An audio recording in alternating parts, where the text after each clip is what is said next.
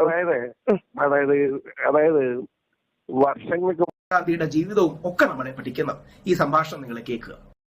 Sir പറയണ sir 400 പേരുണ്ടെന്നല്ലേ പറയണമെന്ന് sir. അതായത് അതായത് വർഷങ്ങൾക്ക് മുമ്പ് തന്നെ കേരളത്തിൽ ഈ സാധാരണ പ്രശ്നം ഉടലെടുത്തതാണ്.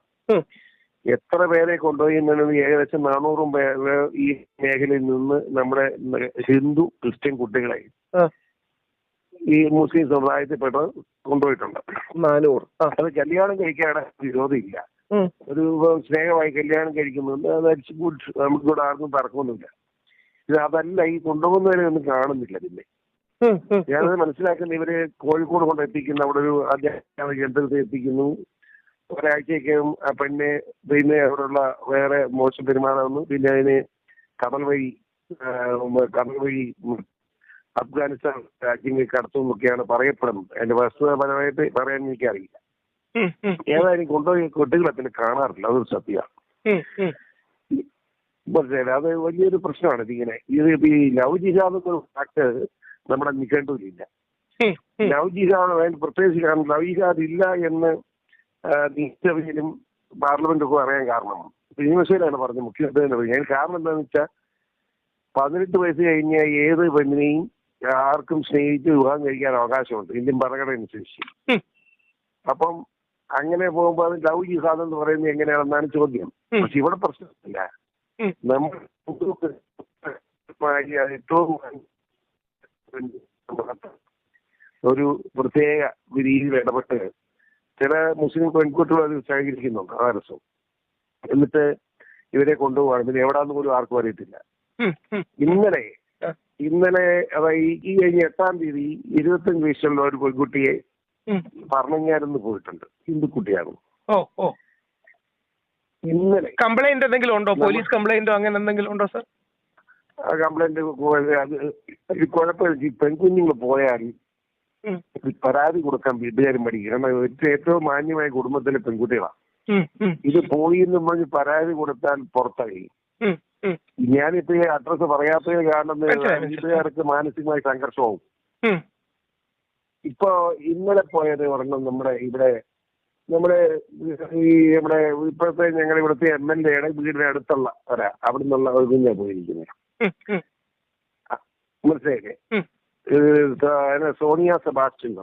അതെ, സോണിയ സെബാസ്റ്റ്യനും മറിയമും നിമിഷ ഫാത്തിമയും ഈ 3 പേരാണ് നമ്മുടെ ഔദ്യോഗികമായിട്ട് നമ്മുടെ ഗവൺമെന്റ് ഐഡന്റിഫൈ ചെയ്തിരിക്കുന്നത്. നമ്മുടെ നിമിഷ ഫാത്തിമ ആറ്റുകാലിലെ കുട്ടിയാണ്, തിരുവനന്തപുരത്ത്. ഇങ്ങനെ തുടങ്ങിയ ഇത് തെറ്റായ നടപടിയല്ലേ? ഇത് നിർത്തണ്ടേ? ഇപ്പൊ ആള് ഇടയ്ക്ക് പ്രചരണം വന്നതോടുകൂടി ഇത് കുറഞ്ഞിട്ടുണ്ട്. ഇപ്പം അധികം കാണും. ഇടയ്ക്ക് മുന്നേ ഓരോന്നിനെ കാണുന്നു ഇങ്ങനെ കൊണ്ടുപോകുന്നത്. ഈ കൊണ്ടുപോയൊക്കെ ഇവര് കല്യാണം കഴിച്ച് ജീവിക്കണം, നമുക്ക് ഒരു വിരോധം ഇല്ലെന്ന്. ഞാൻ തന്നെ ഇവിടുത്തെ ഈരാറ്റുപേട്ട തെക്കേക്കരയില് ഒരു മുസ്ലിമും എടനാട് പഞ്ചായത്തിലെ ഒരു ക്രിസ്ത്യൻ പെൺകുട്ടിയായിട്ട് അമിതമായ സ്നേഹത്തിലായി. ആ പെണ്ണിന്റെ വീട്ടുകാർ അവളെ പ്രത്യേകത്ത് മാറ്റി താമസിപ്പിക്കുകയൊക്കെ ചെയ്തു. പക്ഷേ അവസാനം ഇവനില്ലാതെ സമ്മതിക്കില്ല, അവളില്ലാതെ സമ്മതിക്കില്ല. അപ്പൊ ഇങ്ങനെ എന്റെ അടുത്ത് വന്നു. ചാക്ക് പരിഗണന്റെ മകനാണ്. അവനെ അടുത്ത് വന്ന് വലിയ വേദനയോട് പറഞ്ഞ് ഞാൻ ആത്മഹത്യ ചെയ്യുന്നു പറഞ്ഞു. പിന്നെ ഞാൻ പെണ്ണിന്റെ വീട്ടുകാരെ വിളിച്ച് ഞാൻ പെണ്ണിനെ ചെറുക്കാൻ കെട്ടിച്ചു വിട്ടു. മുസ്ലിമാണ്. മുസ്ലിമും ക്രിസ്ത്യാനിയായിട്ട് കെട്ടിയത്. ഒരു വിരോധവും ഇല്ല നമുക്ക്. അതിനൊന്നും തർക്കമില്ല. സ്നേഹം കൊണ്ട് കഴിഞ്ഞാൽ അവരിപ്പോ 3 പിള്ളേരുമായിട്ട് ജീവിക്കുന്നുണ്ട് പേട്ടയില്. അങ്ങനെ ജീവിക്കട്ടെ, ഒരു വിരോധവും ഇല്ല. അവര് മുസ്ലിം ആകുമോ ഹിന്ദു ആകുമോ ക്രിസ്ത്യാനി ഏതും ആയിക്കോട്ടെ, നമുക്ക് തന്നെ വിരോധം. ചെറുക്കൻ മുസ്ലിംമാര് ക്രിസ്ത്യാനി ആയാലും കുഴപ്പമൊന്നുമില്ല. പെണ്ണ് മാറി ക്രിസ്ത്യാനി മാറി മുസ്ലിം ആയാലും തെറ്റൊന്നുമില്ല. ഏതായാലും ചെറുക്കന്റെ സമുദായത്തിലേക്ക് പോവാണ് നല്ലത്. കാരണം എന്താണെന്ന് ചോദിച്ചാൽ ജീവിതം സ്പന്ദനമാണ്. അത് തന്നെയാണ് നല്ലത്. നമ്മുടെ ഇവിടുത്തെ പുരുഷനും സ്ത്രീയും തുല്യമാണെന്നൊക്കെ പറഞ്ഞാലും നമുക്കറിയാമല്ലോ ഒരു സത്യം. എപ്പോഴും പുരുഷനൊരു വിലയുണ്ട്, അത് നിശ്ചയിച്ചിട്ടൊന്നും കാര്യമില്ല. ഇതാണ് സത്യം. ഞാൻ ഒരു കാര്യം ഒരു ഇൻപുട്ട് പറഞ്ഞോട്ടെ സാർ. സാറിന്റെ ഇതിലെ 2 കാര്യം വളരെ പ്രസക്തമാണ്. ഞാനത് പല TV-യിലും ഒക്കെ പറഞ്ഞു. അതായത് നമ്മുടെ ഹിന്ദു ക്രിസ്ത്യൻ പിള്ളേരുടെ കല്യാണം വളരെ ലേറ്റ് ആവുന്നുണ്ട്. അപ്പം ഒരു സെക്കൻഡ്. ഇപ്പൊ മിനിഞ്ഞാന്ന് 4-ാം നാളെ കേസ് കേട്ട് ഭയങ്കര നടക്കാം. പക്ഷെ നടന്നില്ല. അതായത് പല ബിഷപ്പ് ഒരു യോഗം വിളിച്ചു കൂട്ടി, ക്രിസ്ത്യൻസ് മാത്രമുള്ള ഒരു യോഗം. അവിടെ വെച്ച് ഞാൻ പറഞ്ഞു ക്രിസ്ത്യൻ പെൺകുട്ടികളെ ഒരു 24 വയസ്സ് നമുക്ക് കല്യാണം കഴിച്ചയക്കണം. ഇത് നഷ്ടം ഉണ്ടാവില്ല. മുസ്ലിം പെൺകുട്ടികളെ നോക്കാൻ അവർ 18 വയസ്സ് കഴിയുമ്പോൾ അവർ കല്യാണം കഴിയുകയാണ്, പഠിക്കുന്നു. കല്യാണം കഴിഞ്ഞ് പഠിക്കുന്നത് തന്നെ കുഴപ്പം, അവർ പഠിക്കുന്നുണ്ടല്ലോ, മുസ്ലിം കുട്ടി പഠിക്കുന്നുള്ളത് കുഴപ്പമില്ലല്ലോ. അങ്ങനെ ഒരു തീരുമാനം ഇവിടെ ഹിന്ദു ക്രിസ്ത്യൻ മേഖലയിൽ ഉണ്ടാകണം, എങ്കിലേ ഈ കുഴപ്പത്തിന് സാധ്യത കുറയൂ എന്ന് ഞാൻ പറഞ്ഞു. അതിനെനിക്കെതിരെ കേസ് കൊടുത്തിരിക്കുക മുസ്ലിങ്ങള്. മുസ്ലിം വർഗീയവാദികൾ ഇങ്ങനെ എന്റെ പുറകെ കിടക്കുകയല്ലേ.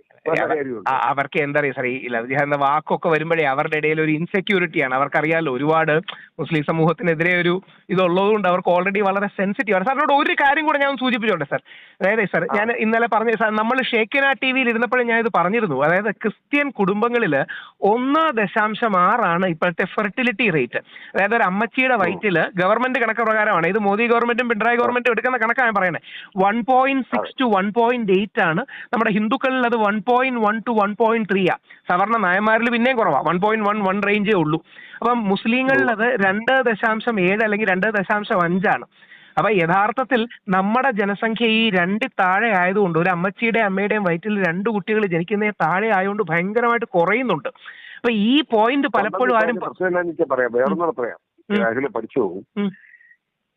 ഈ മുസ്ലിങ്ങളെ ഇപ്പൊ കണക്ക് വരാത്ത കാര്യമുണ്ട്. ഈ ക്രിസ്ത്യൻ ഹിന്ദു കുടുംബങ്ങളിൽ ഒരു കല്യാണം കഴിച്ച് 1 അല്ല 2 പിള്ളേർ തീർന്നു. ഇതാ പ്രശ്നം. മുസ്ലിം അതല്ല, അവന് 4 പെട്ടി കേട്ടാ വളരെ കുറവാണ്. അത് പണ്ടായിരുന്നു. ഈ കുറവാന്നൊരു പറച്ചിലുമുണ്ട്. ഒരു കുടുംബത്തിൽ 4-5 പിള്ളേരെ. അപ്പം അതായത് ഹിന്ദുവും ക്രിസ്ത്യാനിയും 2 പിള്ളേരുടെ ഒരാള് 2 പിള്ളേരുടെ അപ്പനാകുമ്പം മുസ്ലിം ഒരു 20 പിള്ളേരുടെ അപ്പനാകും ഒരാൾ, അല്ലെങ്കിൽ 15 പിള്ളേരുടെ. അതാണ് പ്രശ്നം. ഞാൻ ഒരു കാര്യം പ്രത്യേകിച്ചും മറ്റേ ആ ഭാഗത്തായോണ്ട് സാർ, കുമ്പനാടിന്റെ വിഷയമൊക്കെ ശ്രദ്ധിച്ചിട്ടുണ്ടോ എന്ന് അറിയില്ല. ഈ കുമ്പനാടൊക്കെ ഈ പ്രേത നഗരമായി മാറുകയാണെന്ന് BBC റിപ്പോർട്ട് ചെയ്തിട്ടുണ്ട്.